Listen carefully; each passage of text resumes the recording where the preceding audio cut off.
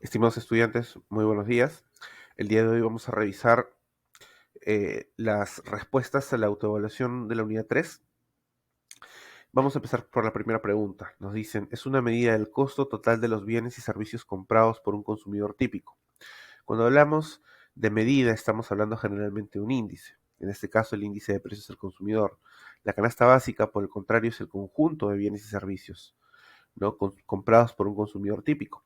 Es más o menos como una canasta eficiente de todos aquellos productos y servicios que todos nosotros compramos y que sirven para satisfacer nuestras necesidades básicas.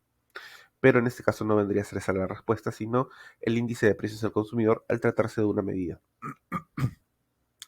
En la pregunta número 2 nos dice la cantidad demandada en este caso es la cantidad de un bien que los compradores están dispuestos y tienen la capacidad de comprar. Esa es la definición básica de demanda. En la pregunta número 3 nos dice valor de todo lo que el vendedor renuncia para producir un bien. Y en este caso estamos hablando del costo, que es a todo lo que nosotros vamos a renunciar para poder producir una unidad, ¿no?, adicional o un bien en específico. Es el costo, el dinero al que nosotros renunciamos o invertimos con el propósito de producir un bien. La pregunta 4. Coordinan de manera adecuada la actividad económica entre las personas. Y en este caso son los mercados. No es el comercio, porque el comercio de por sí es la acción misma, ¿no? O, digamos, la relación que existe, ¿sí?, entre ofertante y demandante. No es el gobierno, porque no regula la actividad económica. La economía como tal no lo es. No es un incentivo, son los mismos mercados que están compuestos de personas, algunas ofertantes, otras demandantes, que van a regular el comercio entre sí mismos y que van a coordinar esa actividad económica entre sus pares. La pregunta 5. Habilidad que se tiene para producir un bien usado usando menos insumo que otro productor. En este caso es la ventaja absoluta, porque si nosotros tenemos la capacidad de producir la misma cantidad de producción que otro productor utilizando menos insumos que él, significa que tenemos una ventaja absoluta, que tenemos de repente una tecnología que nos permite a nosotros producir más usando menos. Y por lo tanto, tener dos opciones: o mantener el precio, ¿sí? Y de repente por ahí generar una ganancia, ¿no? Por el ahorro en costos, o reducir el precio para ser más competitivos, manteniendo la ganancia anterior, pero elevando volumen de producción. La pregunta número 6 nos dice, el precio de un bien cualquiera se ajusta para llevar al equilibrio la cantidad ofrecida y la cantidad demandada. En este caso, no estamos hablando de equilibrio, de la opción equilibrio per se, porque equilibrio puede ser entendida de una manera muy vaga, ¿no? De una manera un poco difusa, mejor dicho.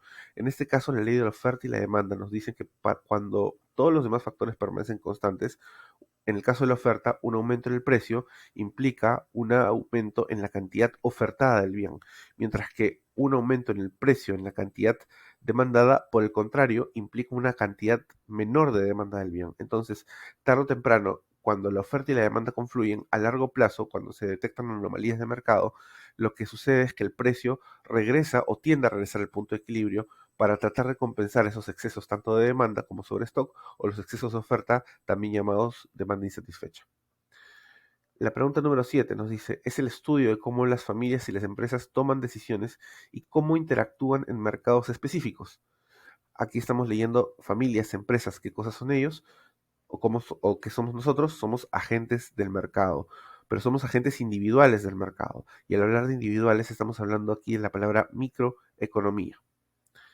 La pregunta 8.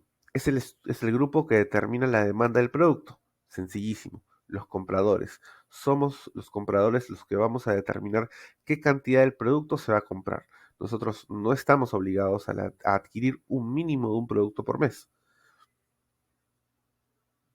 Pregunta 9. Relación existente entre la cantidad de insumos utilizadas para producir un bien y la cantidad producida del mismo. Cuando nosotros hemos analizado las relaciones entre precio y cantidad, lo hemos hecho a través de una función. Esa función de oferta, esa función de demanda, generalmente es esa relación, ¿no? Y acá estamos hablando de una función de producción, porque es la relación entre la cantidad de insumos que yo utilizo y la cantidad producida del mismo. Es decir, cuánto es lo que yo estoy invirtiendo para producir la cantidad que está saliendo. Y finalmente la pregunta 10 nos dice, estudia cómo la sociedad administra sus recursos que son escasos. Y esta era la definición que nosotros vimos inicialmente bajo el concepto de economía cuando iniciamos la unidad 3. Muy bien, esto ha sido todo por esta autoevaluación. Espero verlos en las clases, ¿no? Y